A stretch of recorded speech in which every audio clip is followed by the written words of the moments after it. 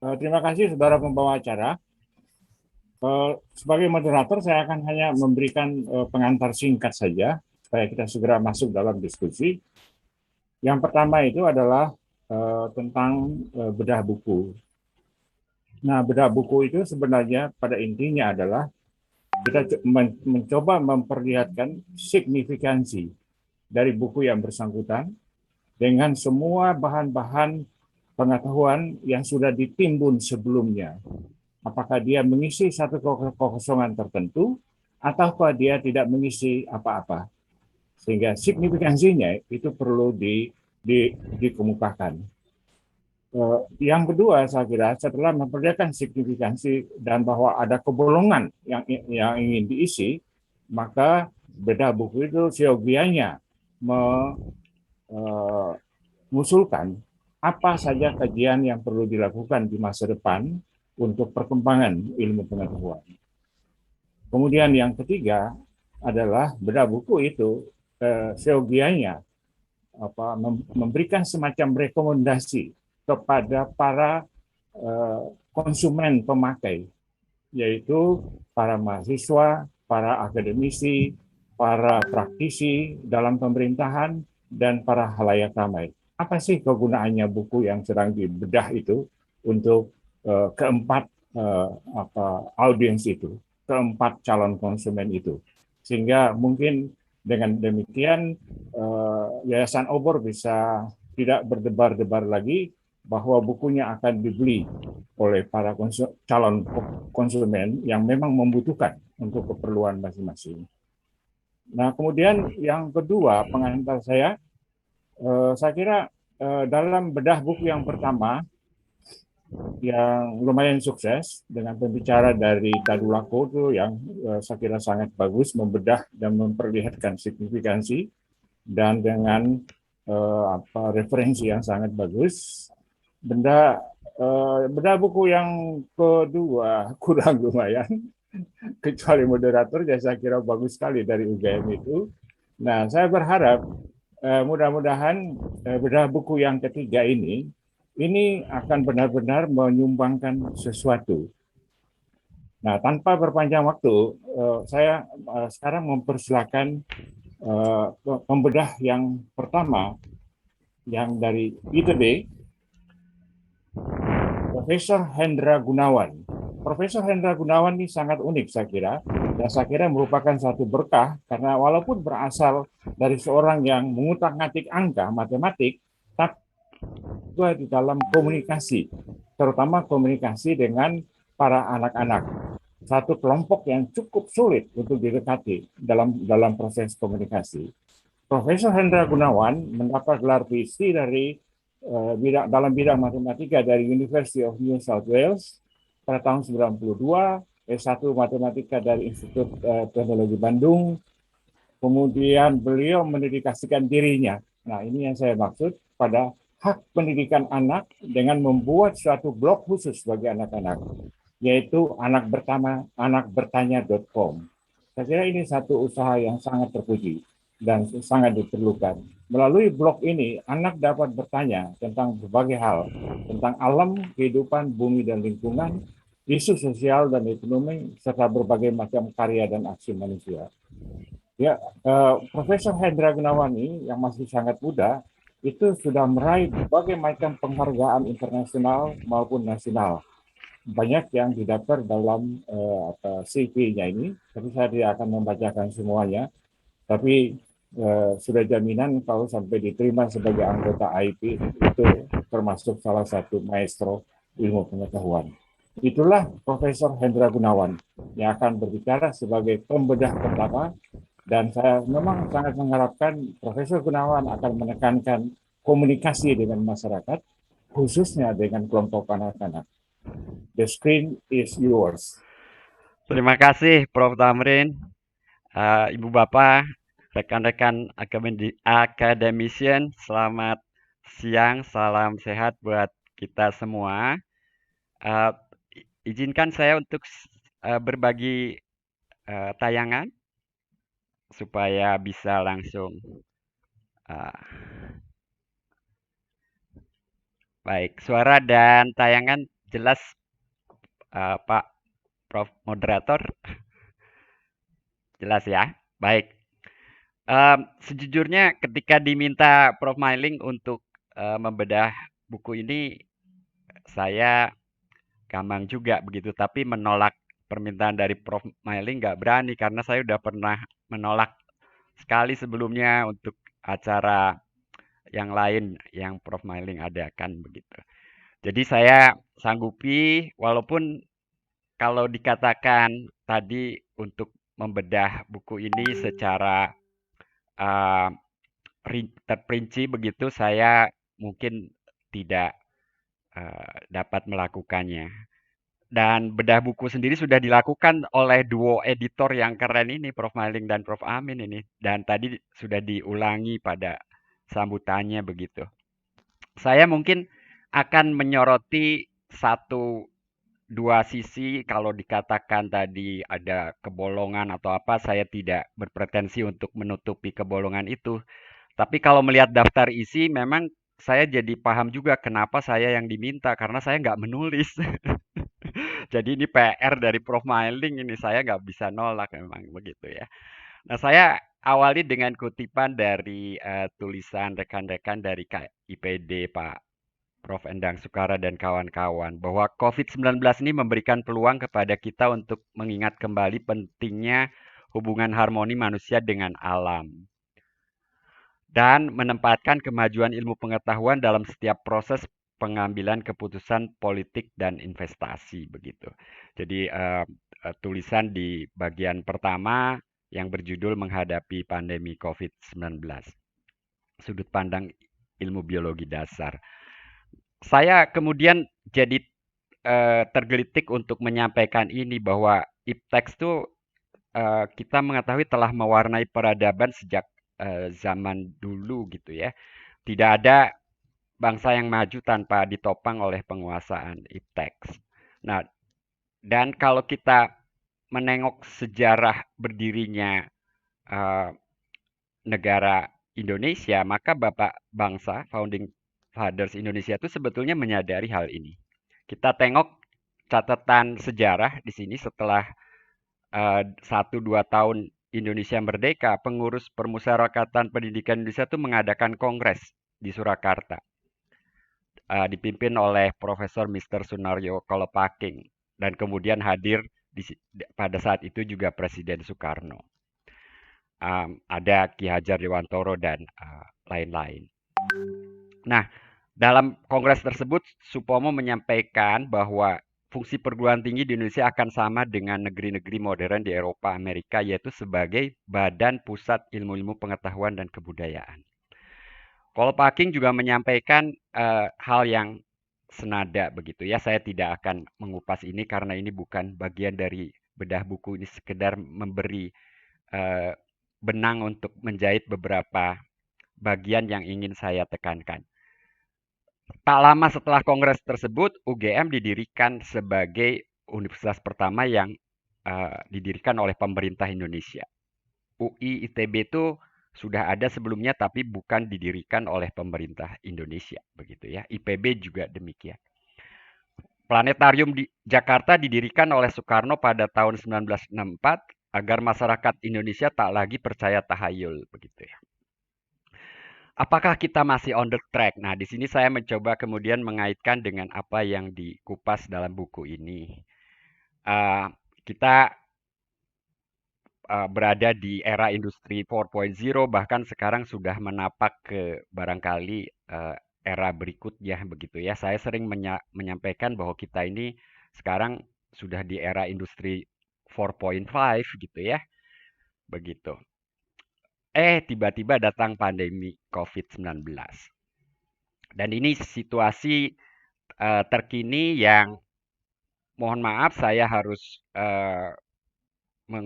menampilkan data global terlebih dahulu, bukan data Indonesia begitu ya. Mungkin saya tidak akan menampilkan data Indonesia juga. Ini dari Johns Hopkins University of Medicine gitu. Jadi saya berharap sebetulnya di Indonesia juga ada yang semacam ini dan tentunya memang ada Kemenkes dan juga ada kawal COVID dan lain-lain begitu ya. Nah, saya mengutip dua tulisan di sini dari Prof. Rika, diperlukan koordinasi dan kolaborasi dari semua uh, secara, maaf, saya saya salah ketik ini wordnya kadang-kadang suka sok pinter. Dari semua sektor dalam implementasi respons terhadap outbreak. Jadi Prof. Dika menulis pandemi COVID-19 dampak terhadap kesehatan individu dan masyarakat, perlunya kesiapan menghadapi outbreak yang akan. Ini mohon maaf juga salah ketik. Duh, saya koreksi deh. Ah, Prof. Tamrin, saya punya berapa menit seluruhnya, nanti diingatkan aja. Kerjasama untuk mengatasi pandemi COVID-19 tersebut di atas akan efektif. Ini juga salah ketik, bukan salah ketik, dikoreksi oleh wordnya. Kerjasama untuk mengatasi pandemi COVID-19 tersebut di atas akan efektif apabila pengembangan dan aliran pengetahuan dan informasi yang handal dan terpercaya dapat terwujud. Saya kutip ini dari tulisan uh, Prof. Satrio Brojonegoro. Nah, Ibu Bapak, kita bersyukur saya mengacungkan jempol untuk aplikasi Peduli Lindungi dan juga tentunya untuk gerakan vaksinasi yang sudah berlangsung. Capaiannya mungkin sekarang berapa? Di atas berapa? 60-70% begitu ya. Uh, saya kira ini suatu upaya yang baik dan Indonesia ternyata juga melandai saat ini, tetapi tadi dalam kata sambutan diingatkan kita bahwa COVID-19 ini belum selesai. Jadi kita punya data. Untuk apa data itu? Punya data, bisa apa dengan data itu? Nah, barangkali di sini yang seharusnya kemarin itu saya menulis hanya saya punya excuse, saya tidak ingin menyampaikan apa excuse-nya, yang pasti memang saya tidak berkesempatan menulis. Eh, Rekan-rekan di bidang matematika tuh nih sumbernya Bu Nuning Nuraini, barangkali Ibu Bapak ada yang pernah melihat beliau tampil juga di TV One atau Metro TV dan lain-lain tentang data driven modeling. Ya, jadi di sini apakah eh, data yang kita miliki itu kemudian kita pakai untuk pengambilan keputusan seperti halnya diharapkan oleh Prof. Satrio tadi misalnya begitu. Apakah datanya juga bisa dipercaya dan sudah baik dan seterusnya. Ibu Bapak, ini data di awal yang uh, dicuplik oleh rekan saya Bu Nuning Nuraini ini dari Kawal Covid seperti ini begitu ya. Pada saat itu kami matematikawan agak antusias bisa meramalkan uh, kapan pandemi berakhir dan kapan puncaknya begitu ya. Tapi ternyata tidak mudah begitu ya. Perlu kolaborasi, perlu pemikiran dan analisa, siklus model dan seterusnya. Nah, pemodelan matematika ini sedikit aja itu tentunya merupakan simplifikasi, ada asumsi, ada dalil-dalil matematika, kemudian hasilnya ada prediksi. Tetapi kemudian ini harus di-adjust, disesuaikan dengan data berikutnya dan seterusnya. Jadi COVID-19 ini sesuatu yang baru yang perlu pemahaman baru juga begitu. Ini kutipan yang sangat umum. Essentially all models are wrong, but some are useful gitu ya. Nah, eh, rekan-rekan saya tidak terlibat dalam penelitian ini. Rekan-rekan yang bergelut di bidang pemodelan matematika itu sudah mencoba sebetulnya. Tetapi ya kemudian eh, eh, ada limitasi. Eh, Namun kemudian ya berkahnya terbentuklah komunitas yang meneliti ini dan kemudian ada sejumlah uh, publikasi juga begitu ya. Saya kemudian jadi menggarisbawahi perlunya penguasaan sains dan mungkin sedikit matematika barangkali begitu ya. Dan Bu Prof. Musda Mulia juga menambahkan, ini saya hanya mengutip beberapa aja. Barangkali juga perlu kita memiliki agama yang humanis. Sedikit tentang sains, ini Prof. Amin ini yang menekuni ini barangkali begitu ya. Tapi saya garis bawahi filsafatnya Kant sebetulnya the thing in itself gitu ya. The thing in itself. Kalau kita berbicara strawberry, ya strawberry itu ya ada di dalam strawberry itu gitu ya. Nah, terkait dengan COVID, eh, apa seperti halnya strawberry tadi, kalau kita pasrah ya COVID itu ya COVID itu sendiri, virus corona tuh ya virus corona itulah yang eh, kalau boleh saya katakan pakai kata tahu gitu ya. Tapi tentunya tidak demikian. Saintis selalu berusaha mengungkap apa yang ada di balik stroberi begitu. Maka ditemukanlah adanya kromosom, adanya gen, adanya DNA, dan sains berkembang karena keingintahuan begitu ya. Dari awalnya filsafat Plato. Dan berikutnya tentu pertanyaannya seberapa banyak sih kita tahu tentang virus corona, apalagi sekarang ada varian-varian baru begitu ya.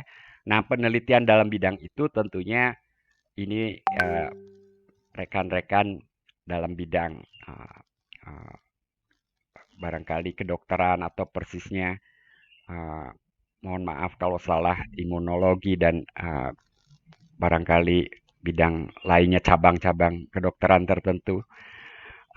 Kalau matematika sendiri memang di sebelah kanan saya pernah menyampaikan ini dalam orasi pengukuhan saya sebagai anggota AIP. Memang seperti itu, tetapi tadi sebetulnya matematikawan berkontribusi di sini bagaimana satu gagasan dengan gagasan lain itu berkaitan dan uh, nilai kebenarannya seperti apa begitu ya. Terkait dengan COVID ini sebetulnya ada banyak data tadi dan ilmu statistika, machine learning, artificial intelligence ini relevan sebetulnya untuk dikembangkan kalau kita berbicara tentang kesiapan menghadapi pandemi di masa yang akan datang begitu. Sebagai contoh, negara Prancis itu sangat eh, serius untuk berinvestasi di bidang artificial intelligence dan penasehat presidennya adalah matematikawan tuh yang di sebelah kanan itu. Pernah ke Bandung ke kampus saya untuk suatu konferensi dan beliau masih muda, waktu itu belum menjadi penasehat presiden. Beliau menulis buku yang menurut saya luar biasa begitu ya dan dana uh, billion dollars itu dikucurkan untuk mewujudkan apa yang digagas oleh Cedric Vellani dan tim tentunya. Kalau dilihat bukunya juga mengaitkan dengan berbagai bidang. Jadi di sini bagian keempat nih menarik juga gitu ya. Using artificial intelligence to help create a more ecological economy. Um, Kembali ke era industri, saya kira kita memang harus uh, menapaki era tersebut dengan bekal ilmu pengetahuan yang kokoh. Jadi kalau Ibu Prof. Sri Adiningsih menulis pandemi ini momentum baru uh, pembangunan ekonomi digital Indonesia, kemudian tulisan uh, Kang Yudi Latif, saya biasa memanggil beliau dengan Kang gitu.